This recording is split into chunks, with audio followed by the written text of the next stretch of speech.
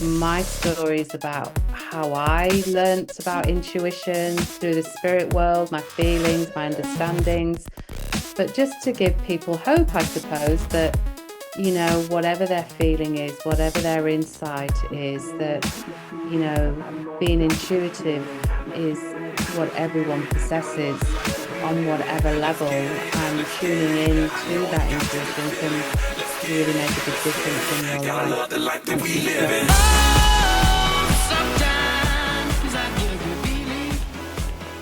So, welcome to Breaking the Silence, the podcast that peels away the layers of authenticity, one conversation at a time. I'm your host, Gavin Hyde, and today I am so thrilled to welcome a remarkable guest, Lisa Armstrong.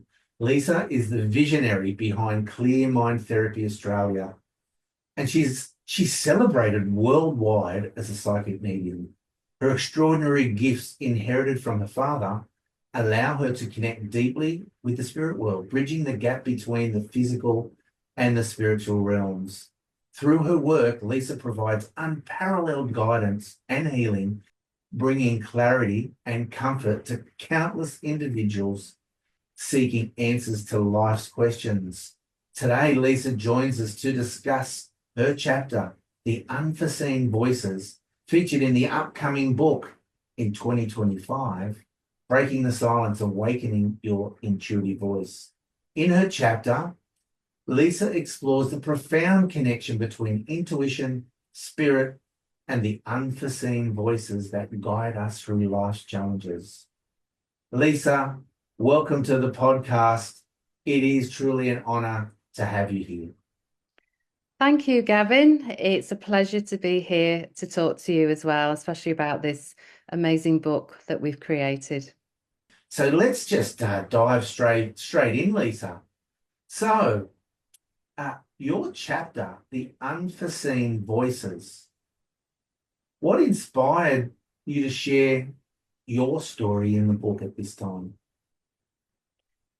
I've always wanted to get my story out there of my experiences, certainly as a young child, opening up to the spirit world. Of course, Unforeseen Voices is what started this journey for me. And also the chapter I wanted to express the journey I had with my father, who ended up being my mentor, my teacher, everything in this world of spirit that I began to learn about as a child. So I'm already curious. I'm like, how was that for you having your father as your mentor, but inviting you into this, well, I'm going to say unforeseen world, into this, I don't know, this invisible world, this journey of, healing and psychic mediumship and, things that you think are there that you can't see that are there that are kind of real. I'm like, can you like share a little bit about that journey with your dad and your experience as you were growing up? Well, it was very scary to begin with because I had all these noises going on in my head that I couldn't explain. Things were moving around me, objects.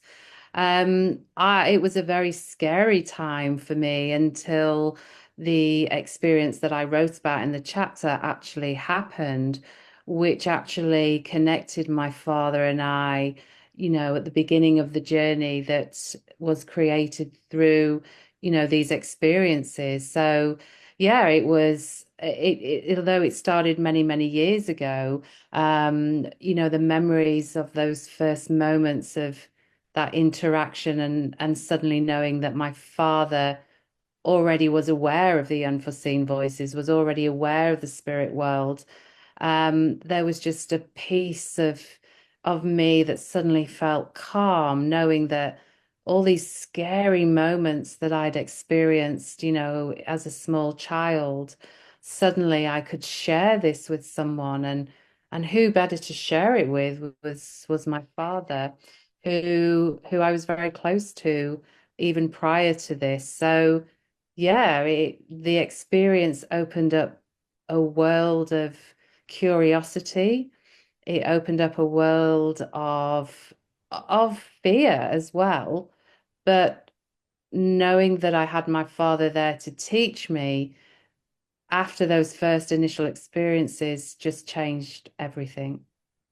Wow, I have goosebumps when I'm doing my utmost to picture in my mind, how that was. So I'm wondering, let's say for the listeners and then the readers of the book, what kind of problems do you think it might pose for someone who, let's say, experienced similar things to what you did, those noises, but that don't actually have someone that they can share that with?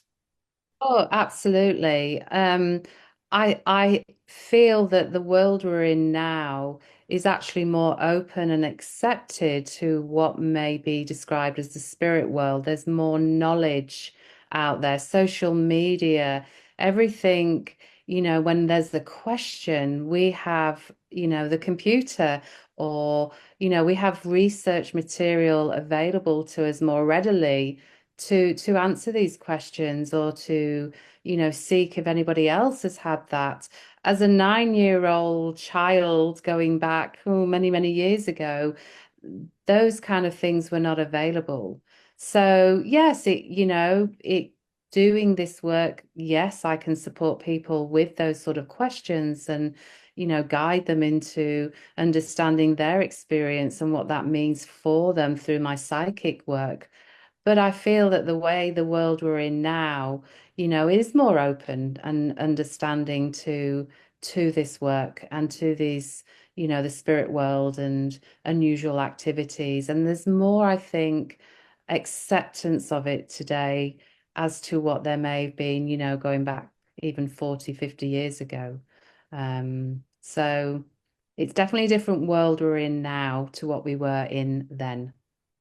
That's a really good point you make. I hadn't considered the changing of the world. And, I think as I reflect back, maybe even 10 or 15 years ago, things that I was doing was maybe seen or frowned upon or looked upon as like woo-woo. And now science validates that. Maybe technology can validate those things. What what do you hope that the readers will gain from reading your chapter? Oh, hopefully they will gain an insight, one into my journey, um, into the spirit world, into intuition, which is what the book is about, and hopefully understanding that one, we all possess intuition, that, we may see it, feel it, or understand it in a different way. And whatever that way is right for you, my story is about how I learnt about intuition through the spirit world, my feelings, my understandings, but just to give people hope, I suppose, that, whatever their feeling is, whatever their insight is, that, you know, being intuitive is what everyone possesses on whatever level, and tuning in to that intuition can really make a big difference in your life once you trust it.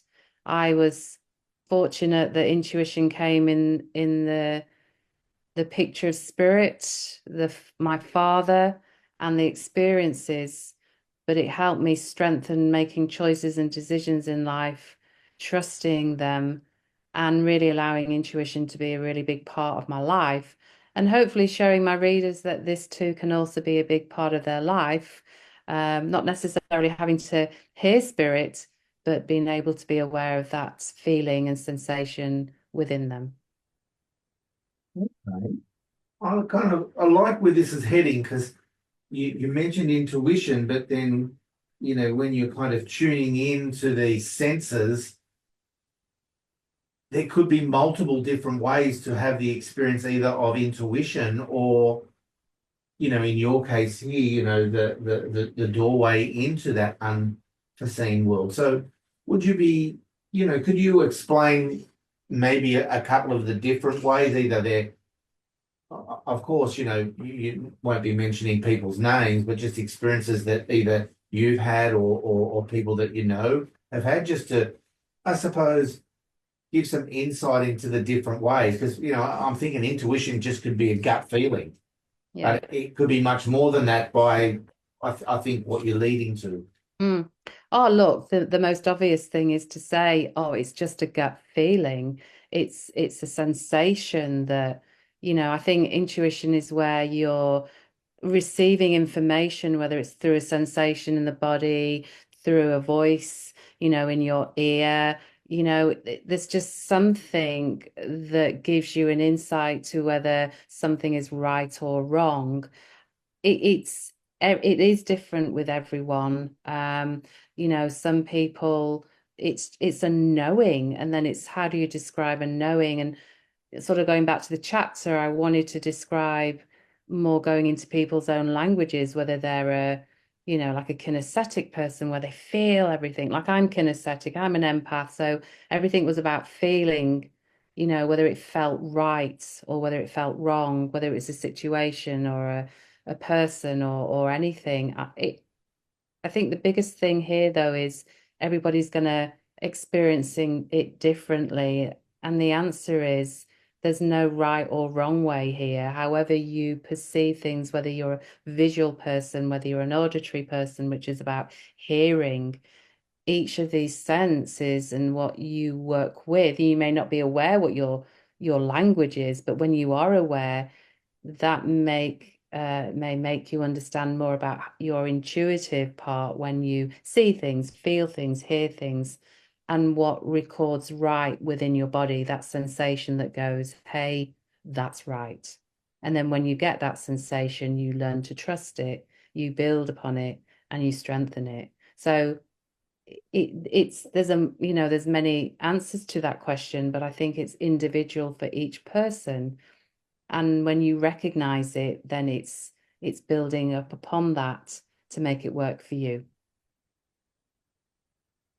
Another great answer. I was like, my mind is just going out into all these different directions. Do I ask this question or do I ask another question? So when you were writing your chapter, obviously having an idea, or maybe you had a feeling, in your predominant language pattern of where it was going to go. Did it present any challenges to you in actually writing, like transferring that language pattern or that preference for language for feeling into getting that out of your body, that sense out of your body, or rushing up to your mind and out through your hand, whether it was the pen or the computer? Were there any challenges in translating that over for you? Oh, absolutely. When you have the thoughts going in your mind, how it sounds in your mind doesn't always sound the same when you write it on paper. And, as I talk about, the different languages, like the feeling, the seeing, the hearing, the aspect of the chapter, I wanted to incorporate all of that. And because it was very visual, the visual event of seeing myself go through those experiences, the feelings that were going and being generated through my body. And of course, the hearing was the voices that I didn't know how to interpret. I didn't know how to control. So I wanted to express each of those languages so that when somebody reads it, whether they're just kinesthetic, they get the feel, whether they just, are all to do with the sound, then they get the sound aspect or they get the visual aspect of, the story. So I'll be honest, I didn't know how it was going to work. All I knew is that if I could incorporate all of that into the story, then at least when readers read it, there'd be an aspect of it that they would understand. Fantastic. That's a really great answer. And because in my mind I'm thinking it's like speaking a different language, and you've got to take it from one language to another language to another language. And this is happening most likely really quickly inside of you, evoking emotions and feelings, and as you said, the voices, and then there's some visual things, and then getting it out onto paper, and then it's like that's nothing like let's say reading it back to yourself. That's nothing like it was kind of going on in here. It sounds like a really complex process. So I'm wondering, do you think it may challenge some of the readers as well, or even motivate or uplift them in maybe them recognizing some parts and then maybe not other parts as well? Yeah, that's a huge possibility.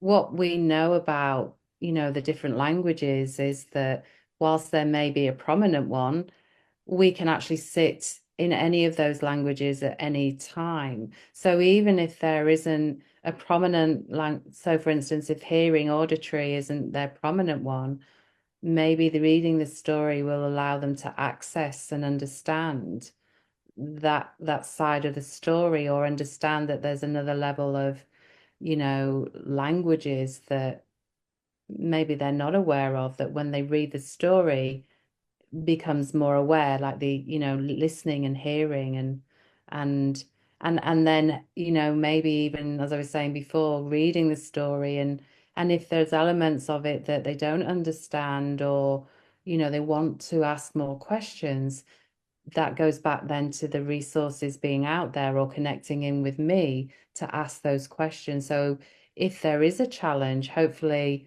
the challenge will be that they'll want to seek more understanding, or even validation of how they perceive things, or how they can strengthen their language, going back into the intuition and utilizing that. So even if there is a challenge, hopefully they'll reach out, they'll research, they'll want to know more.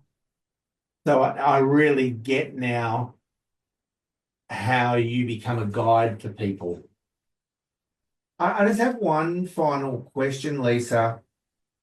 What legacy would you really love this chapter to create?